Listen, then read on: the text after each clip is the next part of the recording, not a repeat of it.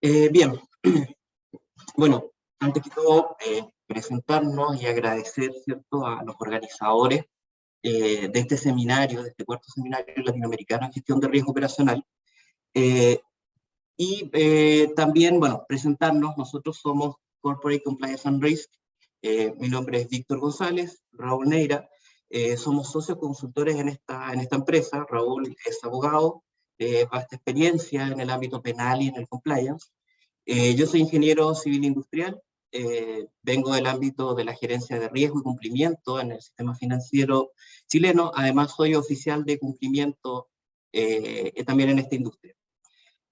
Nosotros como consultora, y antes de entrar en detalle en la presentación, somos un equipo multidisciplinario, consultores principalmente abogados e ingenieros, que nos dedicamos a buscar esta integración de la visión de negocio entre el mundo legal y el mundo del riesgo operacional, que es nuestra expertise. Voy a pasar rápidamente. Ahí están nuestras fotos, quiénes somos nosotros. Nosotros también como consultora, bueno, somos miembros de la Asociación Latinoamericana de Gestores Profesionales de Riesgo Operacional. Pertenecemos también a la World Compliance Association, que es una asociación internacional formada por profesionales y organizaciones interesadas en el mundo del compliance. También somos parte de FinTech Chile, somos un partner de la Asociación Chilena de FinTech, que busca representar el desarrollo de esta industria, por lo cual compartimos además uno de sus principales pilares, que es justamente el compliance, como parte integrante de esta asociación.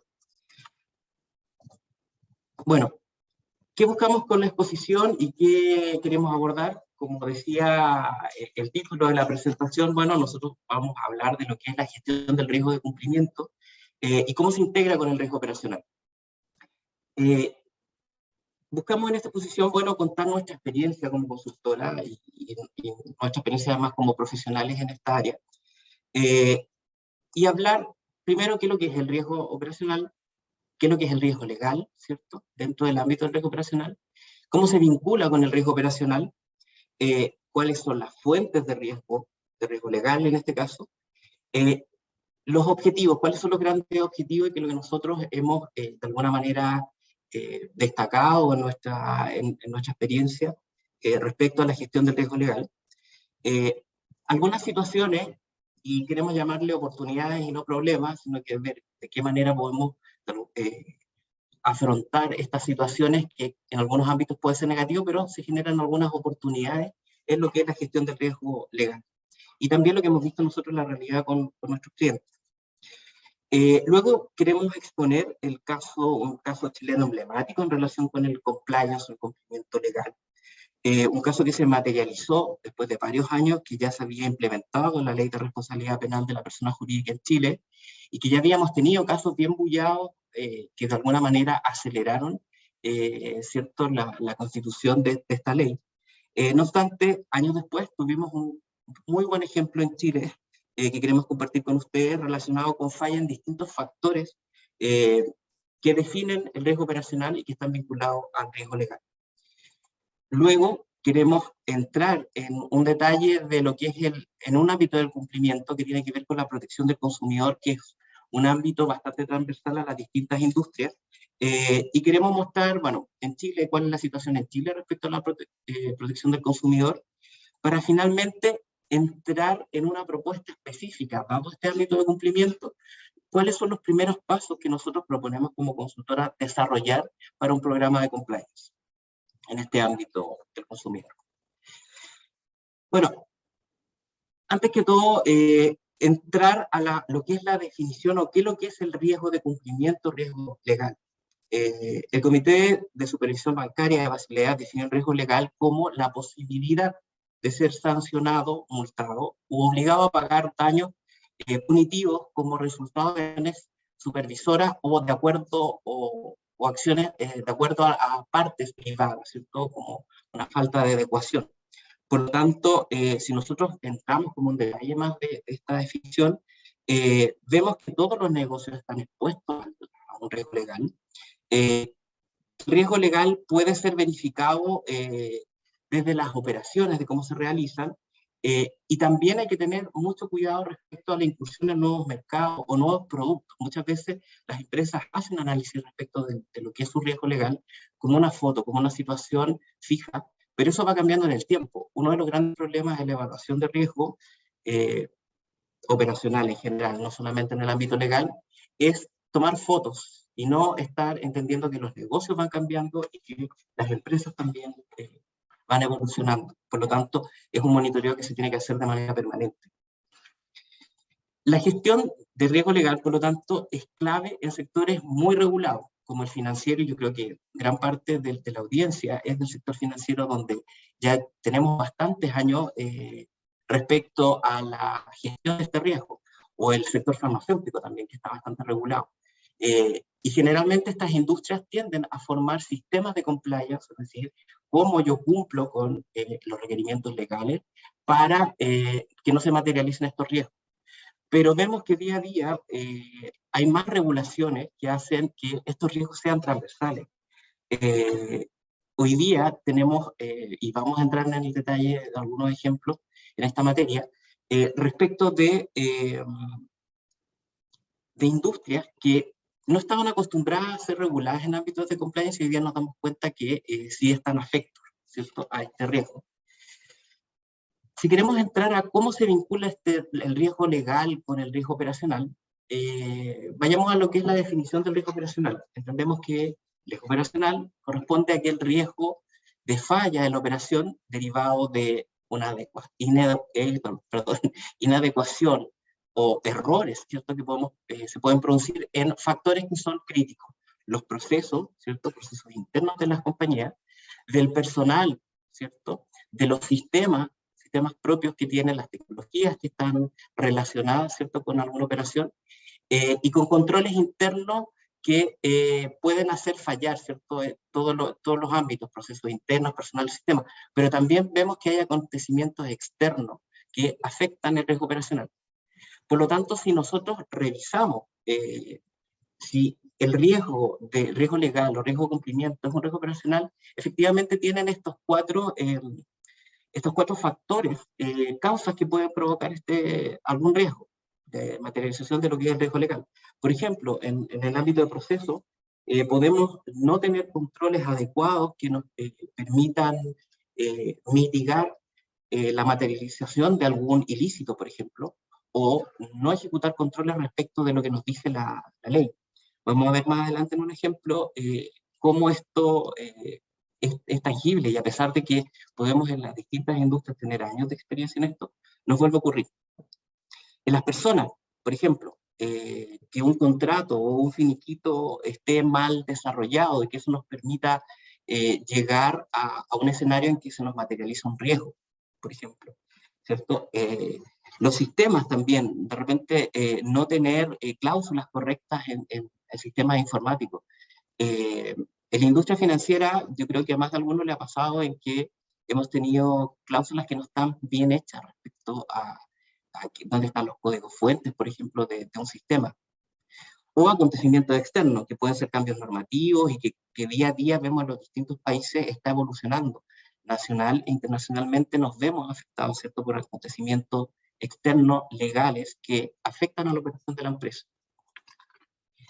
Bueno, como vimos, el riesgo legal o riesgo de cumplimiento tiene una componente operacional, pero también está relacionado con el riesgo estratégico. Es decir, vemos que independiente de la naturaleza del riesgo, si es estratégico, operacional, el riesgo siempre lo vamos a entender como una situación negativa que va a afectar los objetivos de la organización. Por lo tanto, también tiene una componente estratégica. También podemos tener distintas fuentes. El riesgo legal puede tener su origen en acciones directas, es decir, por ejemplo, la posibilidad de incurrir en pérdida debido al incumplimiento o imperfección, fallas, ¿cierto?, de lo que es lo que dice la legislación donde está inserta esa organización, en contratos financieros, por ejemplo, que estén malos, contratos entre las partes que esté inadecuado, ¿cierto? O la posibilidad de exigir el cumplimiento de un contrato, cláusulas que no existen, etc. Por otro lado, también tenemos lo que es causas indirectas que tienen que ver con un cambio regulatorio, es decir, aquellas autoridades competentes, ya sean en la industria donde esté inserta o del país donde esté inserto, se pueden tener exigencias respecto de situaciones que pueden afectar la operación de la empresa, de la organización. Un ejemplo de ello puede ser la ley de etiquetado en el ámbito de protección del consumidor, o en el caso de la portabilidad financiera, que también fue una situación que se vivió en Chile y que, producto del cambio normativo, hizo que las empresas, en particular los bancos, tenían que cumplir con este requisito y adecuar sus procesos internos para cumplir con esa ley. Tenemos tres grandes fuentes, digamos, o tres tipos de riesgo. Uno, de lo que es el riesgo legal.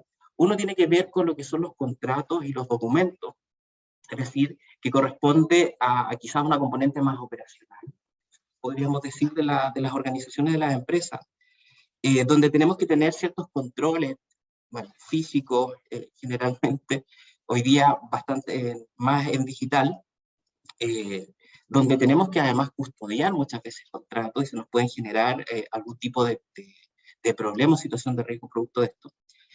Un clásico, yo creo, y además de algunos le tiene que haber pasado, en que teníamos certeza o creíamos tener certeza de algún contrato que está celebrado con alguna contraparte, donde teníamos modificaciones del contrato porque queríamos aplicar, producto de una falla o de lo que sea, una cláusula específica y no sabemos efectivamente ese contrato está firmado, no lo encontramos. Y muchas veces uno tiene que recurrir a buscar en la contraparte, ya sea un proveedor, un cliente, si te puede compartir ese contrato. Entonces también hay un problema que se genera respecto de la custodia de estos documentos. Un segundo tipo de riesgo también tiene que ver con la legislación, que son las leyes y normas que se generan, ya sea en los países, en las industrias específicas donde estemos insertos, donde se generan nuevas normas. Ejemplo de ello tiene que ver quizás con tasas. En el caso de Chile, por ejemplo, también un cambio respecto del modelo de gestión y atención de las tarjetas, ¿no? Dividiéndose en un modelo de 3 partes, que también ha generado de alguna manera, producto de ese cambio legislativo, cómo se tienen que adecuar los procesos. Bueno, y un tercer tipo de riesgo legal tiene que ver con cumplimiento, es decir, las normas implementadas, no solamente las normas que pueden estar de alguna manera definidos por el país o la industria, sino que también normativas internas que pueden tener las empresas y que de alguna manera tenemos que tener un control respecto a que se ejecute correctamente el cumplimiento, ya sea esa ley o esa normativa. ¿Qué buscamos con la gestión de los riesgos legales? Bueno, como cualquier otra gestión de riesgo, tenemos que analizar estos riesgos, identificar, evaluar. Por otro lado, estimar también las pérdidas potenciales, y aquí es importante también el análisis de las multas o sanciones a las que estamos expuestos, o incluso aquellas que se han materializado en la empresa también. Generar planes de acción que mitiguen esto, o sea, de alguna manera que veamos cómo disminuimos la probabilidad o el impacto de ocurrencia de este tipo de riesgos. El soporte documental, ya sea interno, políticas, manuales, procedimientos, estándares, y también el contractual, o sea, los contratos que yo celebro con mis contrapartes, clientes, proveedores, las garantías. Muy importante también de la gestión del riesgo legal es la capacitación, difundir estas disposiciones legales a todo el personal, desde los directivos hasta todo el resto de los colaboradores, pero también es muy importante lo que es la difusión con las terceras partes. ¿Qué pasa con los proveedores, con mis clientes, respecto de mis normativas internas, de mis programas de cumplimiento, que también tengo que hacerlos partícipes? Y muchas veces los contratos se dice, la empresa o el cliente o el proveedor conoce el modelo de prevención de delitos de una empresa. Bueno, ¿realmente lo conoce o está escrito solamente en una cláusula? Tenemos que gestionar también capacitación o cómo difundimos correctamente estos modelos. El registro de eventos legales, que son el registro de eventos verdes, básicamente, que tenemos en las empresas, y aquí son las multas, las costas que tenemos que de alguna manera llegar producto de una defensa, por ejemplo.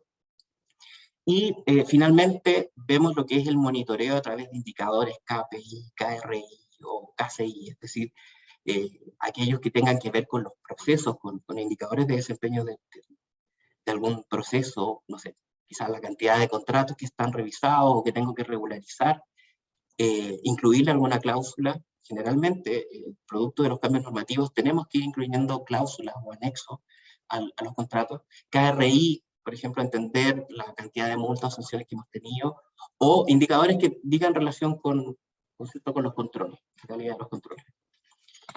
Algunas situaciones que nosotros vemos como, quizás preliminarmente como problemas, pero en realidad son oportunidades, es cómo se integra el área legal y el área de gestión de riesgo. Es parte de lo que nosotros también hemos desarrollado como consultora y hemos visto que a veces todo lo que es la gestión de riesgo legal se externaliza, se lleva a un área que no conversa muchas veces con el resto del negocio. Es importante esta integración, entender quién gestiona el riesgo, quién hace el seguimiento del riesgo. Es muy importante dejar establecido eso. Tener una metodología además común e integrada, o sea, que independiente del rol que tengamos o de la profesión, digamos, de quién está gestionando, abogados, áreas de riesgo, ingenieros, auditores, entiendan que existe una metodología y que sea común para efectos de evaluar. Entender también cuál va a ser el alcance y el rol del encargado de cumplimiento, el compliance officer.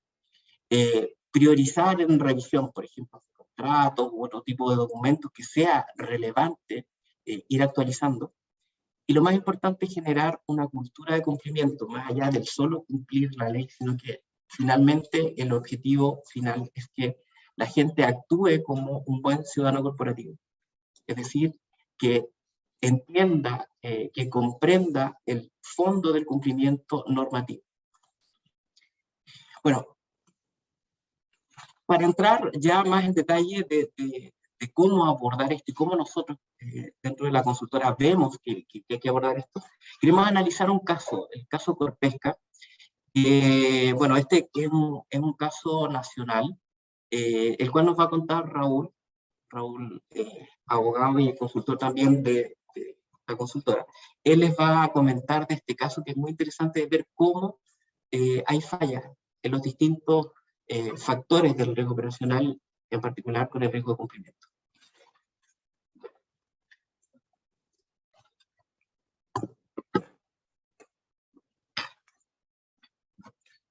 Buenas tardes. Bueno, yo les voy a contar un poco sobre este caso.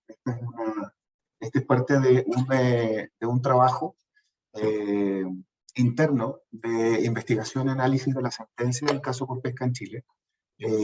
Si bien este no es el primer caso a nivel nacional en la cual se sanciona a la persona jurídica, sí, efectivamente, esta sentencia generó determinadas consecuencias que creemos son de suyo relevante considerarlo en este tipo de situaciones y principalmente en la vinculación que tiene el riesgo con los ámbitos de cumplimiento.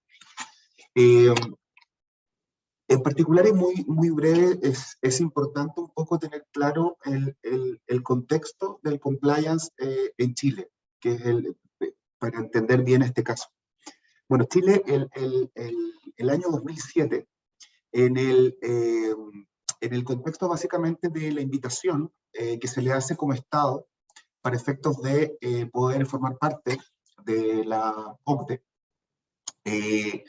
en ese contexto, Chile básicamente se le dice, usted puede ingresar, pero una de las limitantes que había era en verdad que no existía un establecimiento y tampoco una sanción a la responsabilidad penal de las personas jurídicas. En ese escenario es que Chile, luego del año 2009, básicamente por un acuerdo transversal desde el punto de vista político, logra la dictación, la promulgación, la publicación y la entrada en vigencia de la ley 20.393, que es la que establece la responsabilidad penal de las personas jurídicas. Así, de esa forma, Chile ya el año 2010 forma ser parte y miembro básicamente miembro pleno de la OCDE y forma parte activa como siendo el primer país en América del Sur como miembro de la OCDE. En este contexto es que transcurren alrededor de 12 años de cuando Chile formó parte desde el 2010, para que se dictara una sentencia básicamente que sancionaba, ¿verdad?, la inexistencia de los elementos básicos que debe contener un programa de cumplimiento. Este caso en Chile, que es lo más interesante, es un caso que básicamente, en el contexto del año 2013, un reportaje a través del medio CIPER, en Chile es un medio muy conocido, un medio de prensa, investigativo, de periodismo de investigación, destapa un intrincado sistema de aportes ilegales a campañas políticas. Y en particular esto trataba de que la diputada Marta Isasi con el senador Jaime Orpiz recibieron de Corpesca, de esta empresa, que es una pesquera chilena, una de las más grandes, si es que no la más grande a nivel nacional, y reciben a través de coordinación con el gerente general de esta compañía, de Francisco Mujica, diversos pagos de dineros que ascienden más o menos a la suma de 200 millones de pesos chilenos, estamos hablando alrededor de $250.000 de la época. Estos pagos tenían por finalidad básicamente proteger los intereses de Corpesca, porque Corpesca en esa época se estaba tramitando una nueva ley de pesca que establecía nuevas cuotas de extracción, licencias, licitaciones, entre otros elementos. Entonces lo que hace Corpesca en concomitancia con estos dos congresistas, lo que hace es que utilizan una serie de testaferros que participan en esta modalidad y emiten alrededor de más de 60 boletas de honorarios ideológicamente falsas. Ideológicamente falsas en qué sentido, en que obviamente los servicios que allí supuestamente se señalaron en estas boletas nunca se habían prestado. Y Corpesca, ante estas boletas, pagaba a cada uno de estos testaferros el monto que indicaba dicha boleta, se beneficiaba de la actuación de los congresistas en el Congreso, ya que defendían sus intereses, y por otro lado, adicionalmente, rebajaban la base imponible de impuestos que iban a tener que pagar en la siguiente operación renta que iba a tener la compañía. Y bueno, evidentemente estos pagos los rebajaban como gasto, ¿verdad? En concreto, lo que hace esta sentencia, básicamente, es condenar a los congresistas Marta Isasi y al senador Orpiz. A ella la condenan por delitos de cohecho. Jaime Orpiz se transforma en el primer político chileno que es privado de libertad por corrupción. Y a él lo sancionan tanto por el delito de cohecho, a la pena de 5 años y un día, y también por otros delitos de fraude al fisco. Pero aquí lo relevante para nosotros es básicamente qué pasa con la persona jurídica. En definitiva, qué dijo el tribunal respecto de la persona jurídica, respecto de Corpesca. Y la verdad es que, resumiendo mucho, porque estamos hablando de una sentencia de 3.600 páginas, se trató del juicio oral más grande de la historia del país en esa época, un año, 6 meses, si no mal recuerdo. Pero resumiendo mucho y yendo a la parte relevante, lo que hizo el tribunal fue imponer una multa a Corpesca de 10.000 UTM. Estamos hablando alrededor de una multa de 560, 570 millones de pesos. Y una publicación, ¿verdad?, el extracto de esta sentencia en un medio de circulación nacional. Lo relevante, aparte de la imposición de la multa, es que básicamente lo que rescata la sentencia es que Corpesca hizo un mínimo, hizo un desde, para básicamente obtener un beneficio legal, ¿verdad?, a través de la supuesta implementación de un plan de cumplimiento en el ámbito penal. O también, lo que da a entender la sentencia, es que trata de mantener una apariencia reputacional, es decir, una empresa que en muy poco tiempo había, de alguna forma, implementado un modelo de prevención, un modelo de cumplimiento que la verdad era un modelo que era falso, era de papel o era ineficaz. Corpesca tenía un nulo gobierno corporativo, no ejercía sus deberes de supervisión y dirección, porque básicamente tenía, de manera simplificadora, un grave defecto en su organización. Y aquí nos encontramos que la sentencia lo que hace, y este es un poco, es parte del trabajo que nosotros hicimos como consultora, es que la sentencia del tribunal es un verdadero manual de todo lo que no se debe hacer en el ámbito del cumplimiento. Y esto porque se señalan y se refieren una serie de cuestiones que la compañía no hizo y que la verdad uno las revisa, las lee y se encuentra con que básicamente la empresa hizo todo lo que no debía hacer. Corpesca hizo todo lo que no se debía hacer en tanto del compliance. En particular, un par de puntos. Falta de controles y auditoría en los ámbitos de proveedores y prestadores de servicios. Claramente esta falla fue determinante en la empresa porque esto permitió que se concretaran estos delitos y la consecuente responsabilidad de la persona jurídica, ya que de haber existido, ¿verdad?, estos controles, lo más probable es que las alarmas se hubieran encendido. La verdad que resulta inaudito que se pagaran grandes sumas de dinero y sin que existiera una contraprestación que dichas áreas no pudieron haber o no admitieron. El gerente general, que es también condenado en este juicio, autorizó numerosas boletas falsas vinculadas con el condenado Orpiz, lo que demuestra que el sistema de control era feble, que no solo contablemente, sino que también por la falta de fiscalización al gerente general. Como segundo punto, aparece una falta de supervisión por parte del órgano directivo. Surge interrogante de cómo es posible que el directorio no se haya enterado que el directorio no se haya enterado de estos hechos, sino solo con posterioridad a la ocurrencia de los mismos. Esta falta de control por parte del directorio para conocer de qué trataban o de qué se estaba pagando con estas altas sumas de dinero, básicamente se transformó en una inacción del órgano, es decir, no hizo. Y las preguntas que pueden surgir también son múltiples. ¿Cómo nunca se lo cuestionaron?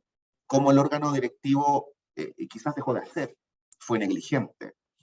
Fíjense que interrogado el presidente del directorio, Roberto Angelini, un empresario muy conocido en Chile, de una gran fortuna, él señala que no conocía de qué trataban estos pagos. De esta forma, el hecho de que fuera el gerente general, la más alta esfera ejecutiva de la compañía, quien fue que delinquió, demuestra per se el poco o nulo compromiso de la organización con la legalidad y por ende la falta de diligencia en cumplir con los deberes de dirección y supervisión. La compañía también adolecía de falta de control en la gestión del gerente general de Corpesca. El gerente general tenía amplias facultades para contratar asesoría con límites muy altos para el pago de servicios. Además, los procedimientos de la empresa solo se enfocaban en realizar controles a niveles de trabajadores medios, pero no a los trabajadores que son más sensibles y riesgosos en esta materia en la comisión de ciertos delitos, como son las planas ejecutivas mayores. En la práctica, nunca se controló al gerente general por parte de ningún otro ejecutivo dentro del órgano corporativo de la compañía, configurándose por el directorio una falta de fiscalización. También había inexistencia de un correcto due diligence, o dicho de otra forma, la inexistencia del cuidado razonable que se debe tener antes de realizar una actividad, acuerdo, contratación, pago, destinatario, conocer el beneficiario final por parte de la esfera de control de la pesquera. Como contraparte de haber existido esta debida diligencia, se podría haber advertido la existencia de este tipo de hechos. Los procedimientos de pagos de Corpesca solo estaban enfocados a controlar las aprobaciones contables que se requerían, pero no controlaban el destino del dinero, algo bastante insólito. Falta de correcto proceso de escrituración de los procedimientos, algo que en los ámbitos de riesgo es muy importante. En cuanto al delito de cohecho, no existía, por ejemplo, nada formalmente, tales como una política de donación, de uso de tarjetas de crédito, ejecutivos, en fin. Estos temas a veces pasaban o no por el directorio, era discrecional, pero no se encontraba arreglado. También había falta de difusión y de capacitaciones internas. Nos hicieron capacitaciones internas a los trabajadores. Corpesca adolecía de falta de difusión de su modelo de prevención del delito. No contaba con un programa de capacitaciones que incluyera todos los niveles de la organización, del directorio y la alta gerencia. Y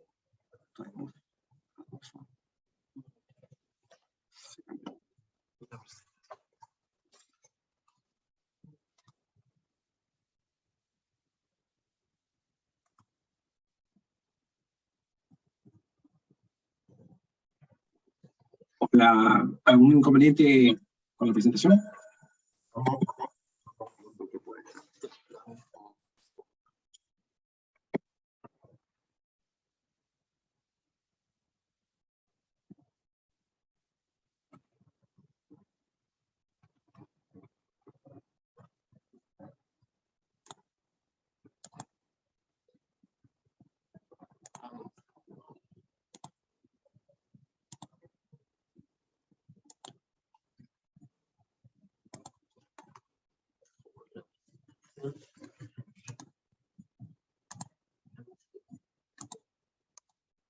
Cambiando el modo de presentación.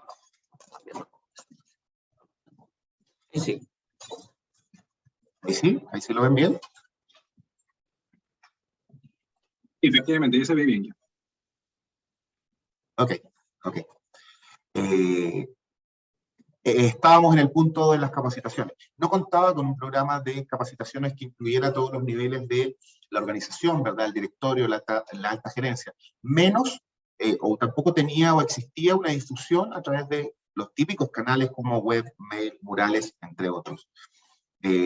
Por otra parte, el encargado de prevención estaba carente de herramientas. ¿En qué sentido? En el sentido de que el encargado de prevención no tenía independencia y la autonomía necesaria para ejercer sus funciones. Era un papel, era un encargado de papel que tenía una asignación pero no tenía funciones.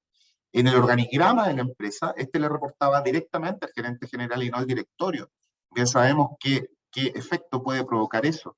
Carecía de poder y de medios necesarios para realizar correctamente la actividad que le había sido delegada.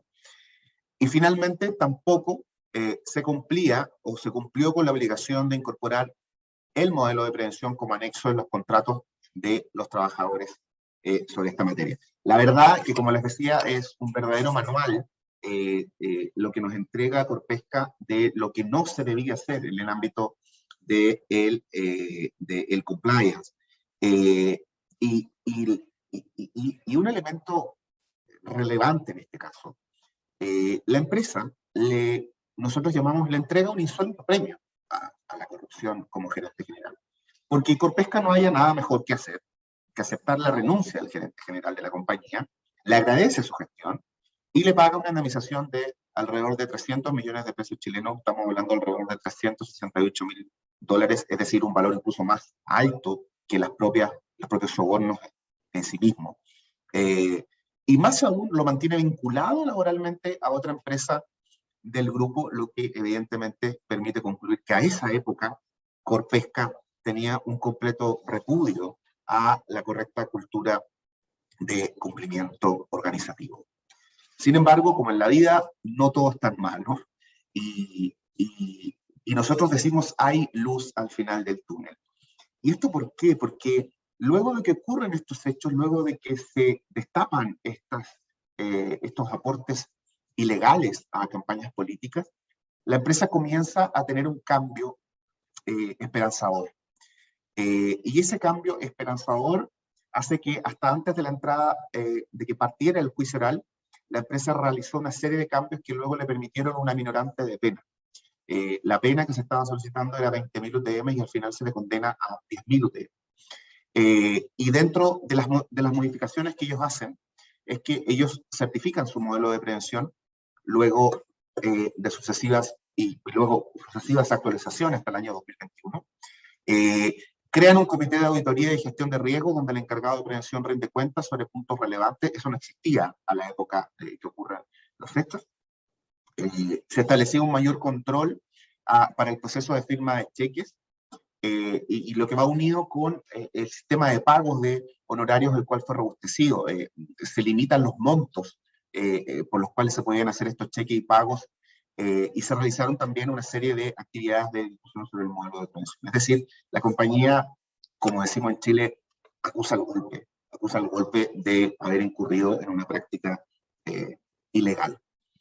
¿Cuáles son las lecciones aprendidas de esta sentencia? Porque yo les dije que al comienzo de que estábamos hablando sobre Corpesca, yo les dije que este no era el único caso en Chile de responsabilidad penal de la persona jurídica. Porque han habido otros casos en Chile, alrededor de 10 sentencias más o menos, que han terminado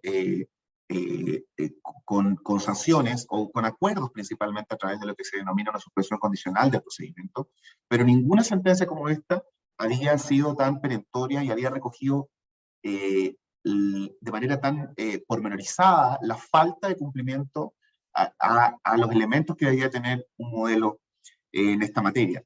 Entonces nosotros creemos que primero que todo lo que hace esta sentencia es que las empresas a partir de este momento, de la dictación de esta sentencia, ya tendrán absolutamente claro las graves consecuencias que llevarán aparejada la falta de cumplimiento de sus deberes de supervisión y dirección. Y en segundo término, el tribunal, en nuestro humilde entender, fijó un estándar mínimo en materia judicial de cumplimiento normativo, al menos en lo que atañe a los modelos de prevención.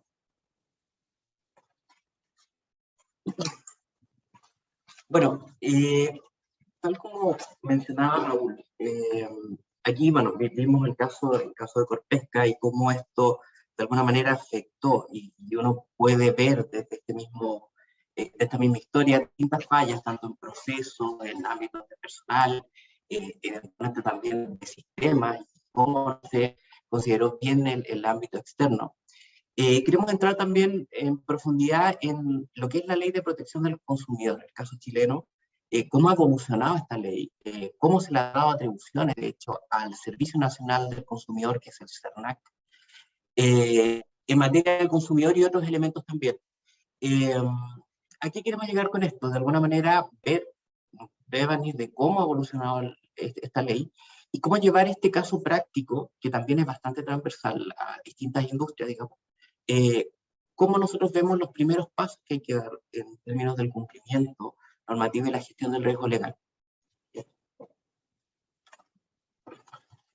Bueno, en Chile, como yo les decía, recién el año 2010, parte un poco lo que es la historia del compliance. Y el ámbito de lo que es relación con la protección del consumidor es el segundo ámbito legal que tiene un reconocimiento expreso en lo que dice relación con, de alguna forma, si uno lo quiere ver así, como alguna consecuencia, como algún premio, que es básicamente lo que dice relación con el establecimiento de los modelos de cumplimiento en el ámbito del CERNAC. El CERNAC en Chile, un poco para tener el contexto, es la entidad que se encarga de velar por el cumplimiento y por el resguardo de los derechos de los consumidores.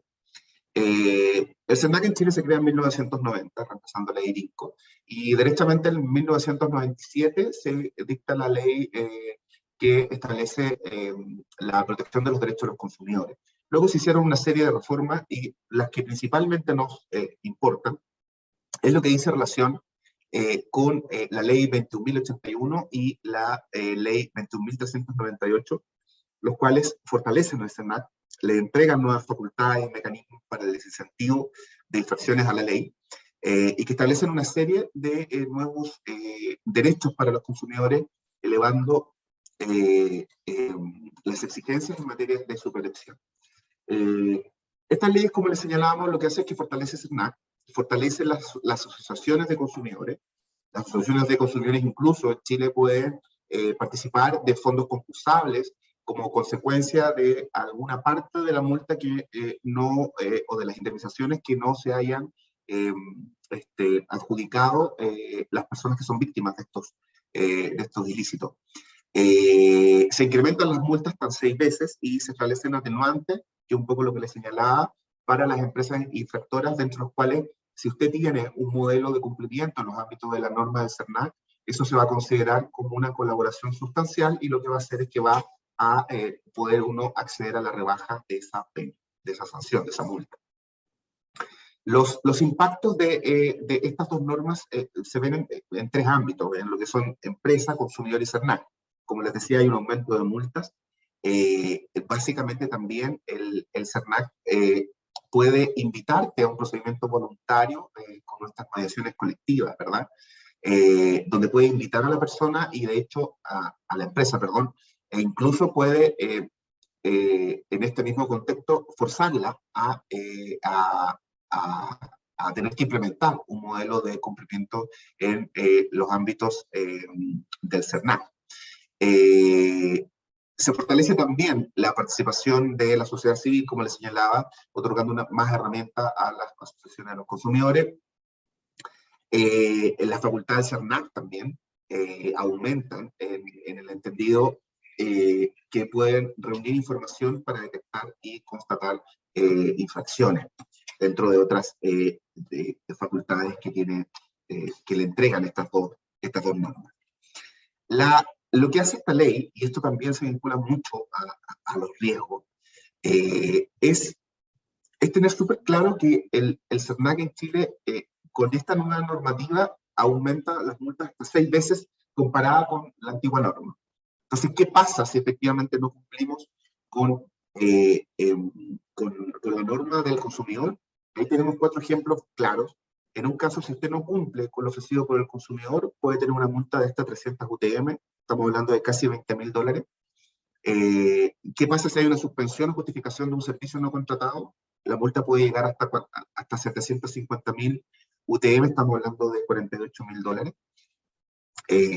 ¿Qué pasa si, por ejemplo, hay un caso de publicidad engañosa respecto de las características del producto? La multa puede llegar a alrededor de los $96.000.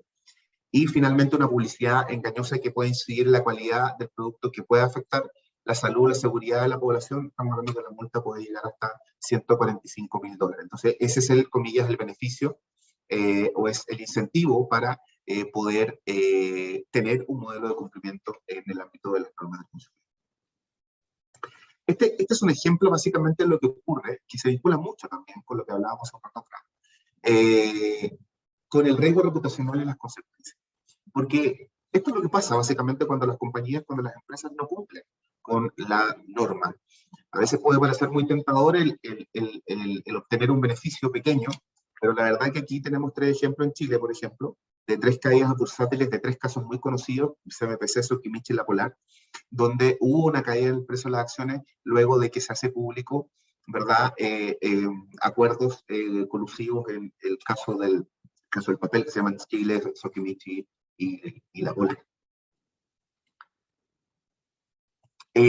Aquí también tenemos ejemplos donde básicamente el CERNAC comienza a entrar mucho más potente, mucho más fuerte en lo que dice relación con ciertos casos bien relevantes y conocidos en Chile. Un caso, por ejemplo, lo que dice relación con la condena a las cadenas de farmacia que lo forzaron a pagar $2,6 millones como compensación por una colusión de medicamentos.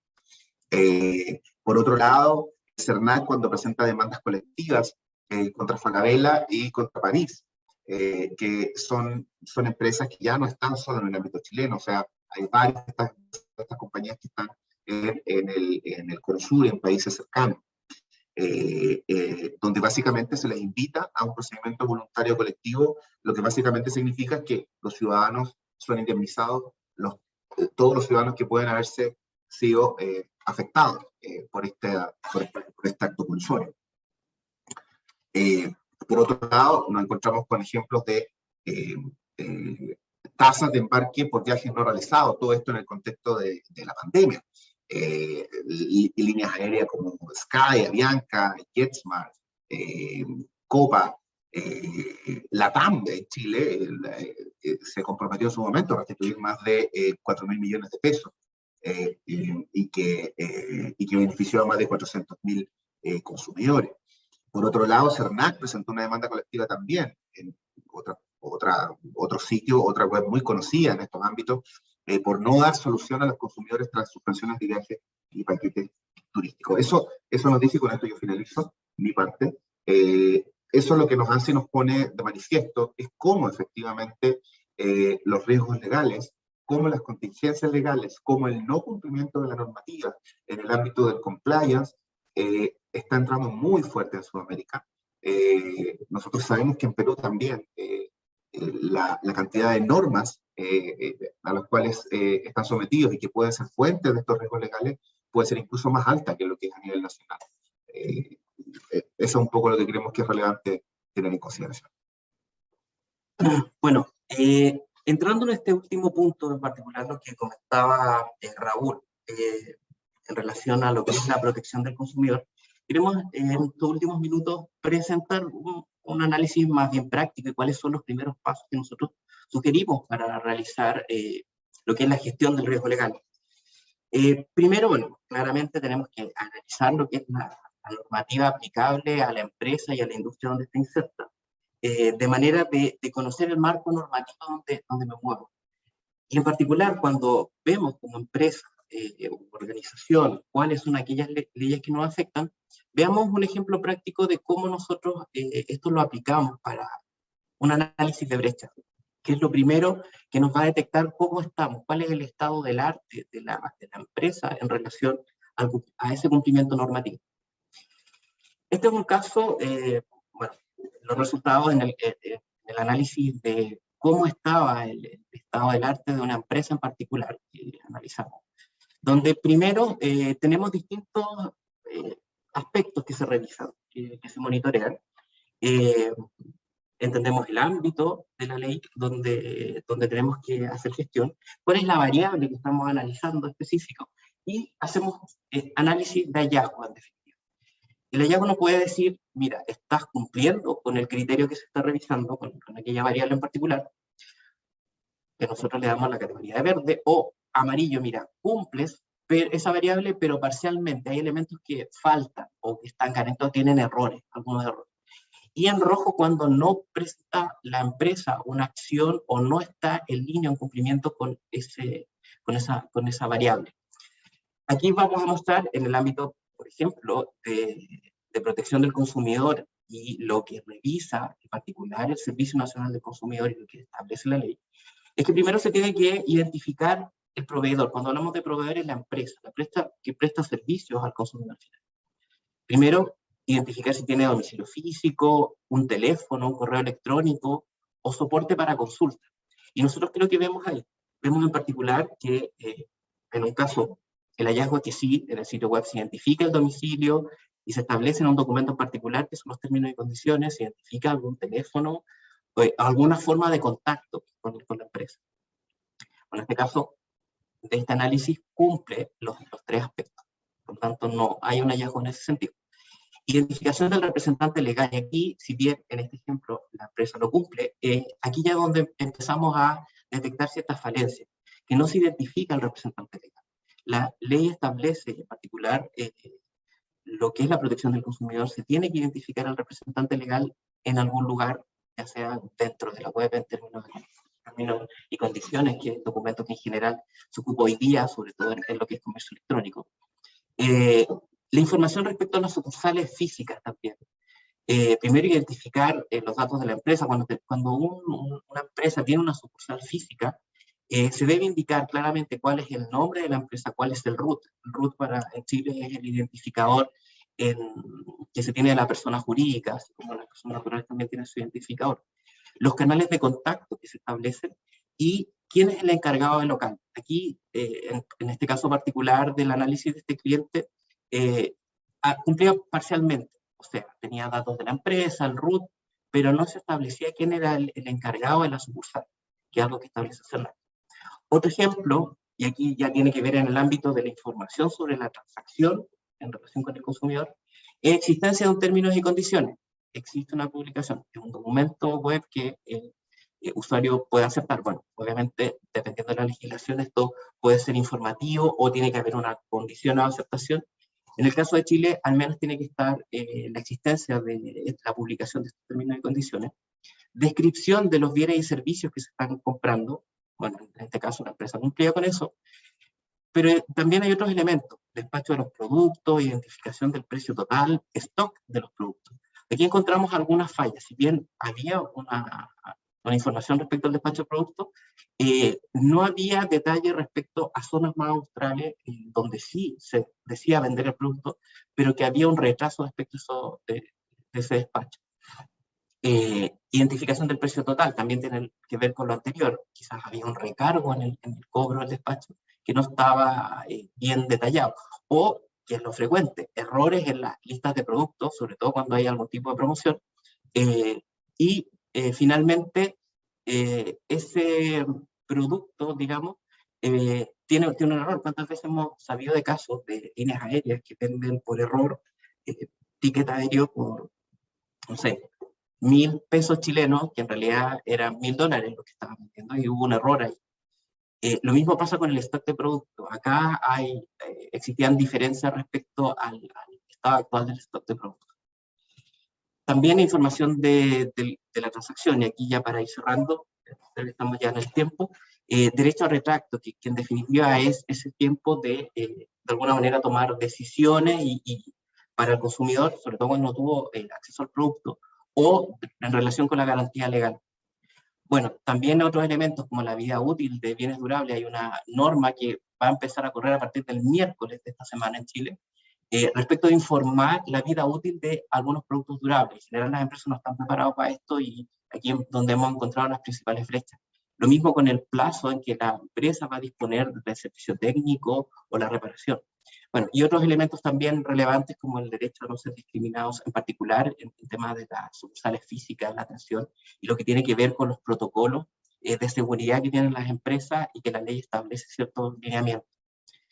Bueno, lo mismo pasa también con información, que el CERNAC, que tiene, como decía, una facultad de fiscalización, le puede pedir a las empresas, y muchas veces las empresas no revisan bien en detalle estos datos.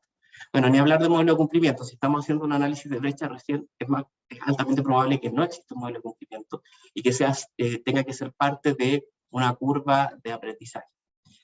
Bueno, ¿qué otros ámbitos nosotros vemos? Y aquí solamente vamos a dejar los títulos. Es respecto del teletrabajo. También está generando riesgos legales, y que las empresas se tienen que preparar, en particular por lo que dice en relación con la seguridad y salud de los trabajadores.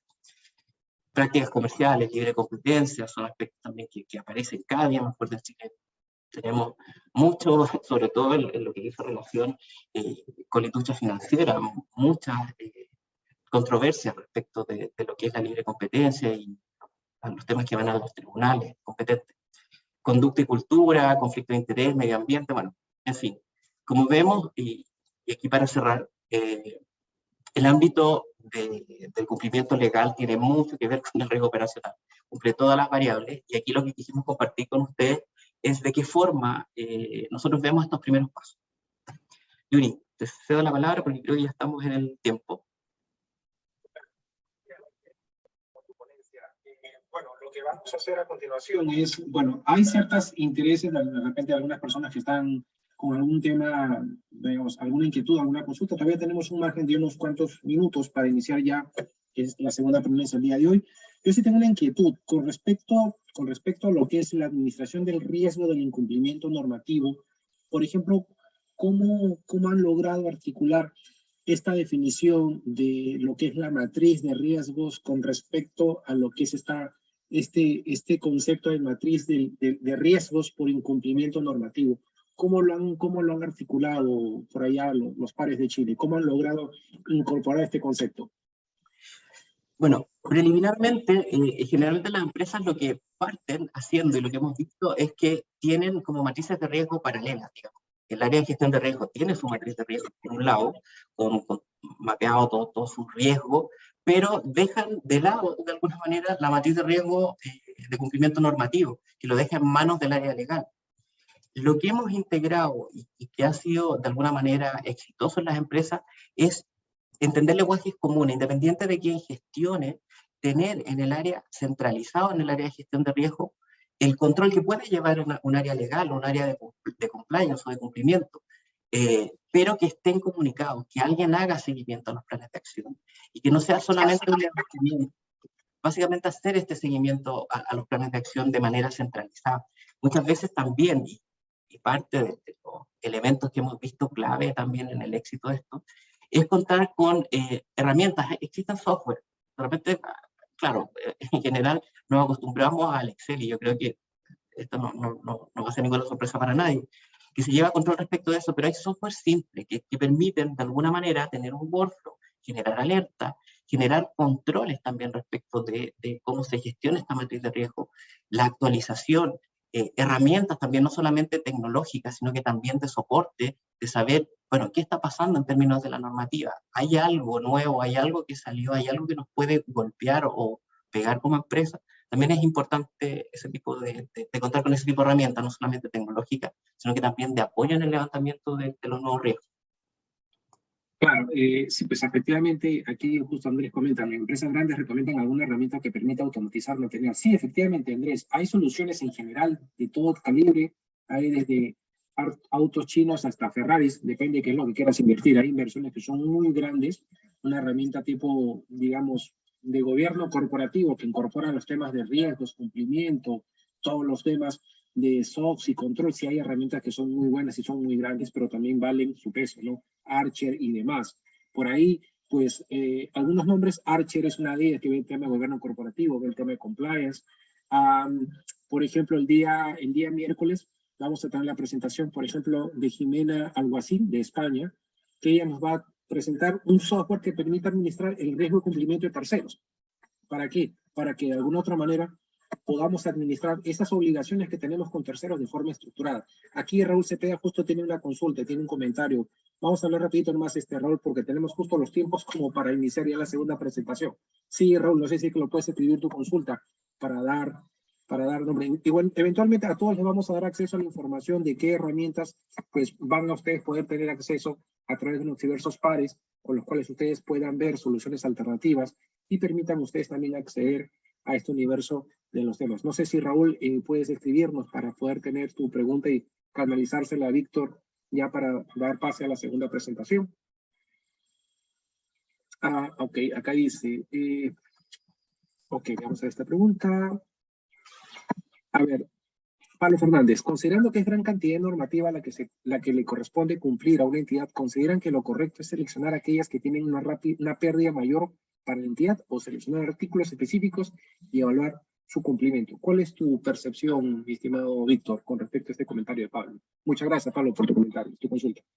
Sí, bueno, aquí hay varios criterios y depende del riesgo que tenga la empresa, pero uno de los elementos que nosotros vemos que es fundamental es entender primero cuáles son aquellas normativas o leyes que afectan a la industria en particular. Yo creo que eso es clave. Nosotros sabemos que en la evaluación de riesgo hay riesgos que se pueden aceptar y muchas veces podemos tener una falta que las empresas tomen la decisión de decir acepto el riesgo y pago. Pero hay algunos que tienen mayor impacto dentro de la empresa y por eso es importante analizar la multa y el impacto que puede generar. O sea, el no, por ejemplo, el no cumplimiento de la ley que dice relación con la responsabilidad penal de la persona jurídica puede llegar al cierre de la empresa. A diferencia de, por ejemplo, una multa por no pago de una patente en una sucursal, que está bien, la empresa no es lo correcto, porque reputacionalmente igual le puede afectar, y de hecho ha ocurrido, cuando aparecen clausuradas sucursales y después todo eso se viraliza, digamos, por internet.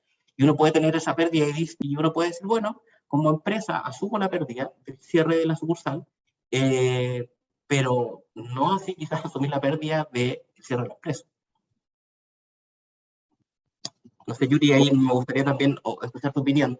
Mira, normalmente, si lo vemos desde el punto de vista del cumplimiento, lo que se hace, por ejemplo, en la regulación peruana, el marco regulatorio peruano es multiregulatorio, lo cual involucra que debes tener no solamente un enfoque de cumplimiento regulatorio externo, sino también de cumplimiento regulatorio interno. Y dentro del cumplimiento regulatorio externo involucra todas las instancias que dirigen el cumplimiento de una institución, no solamente los temas regulatorios financieros, sino también los temas, por ejemplo, vinculados a temas laborales, tributarios, temas vinculados con las relaciones humanas. Todo lo que es marco regulatorio es bajo la cobertura oficial de cumplimiento.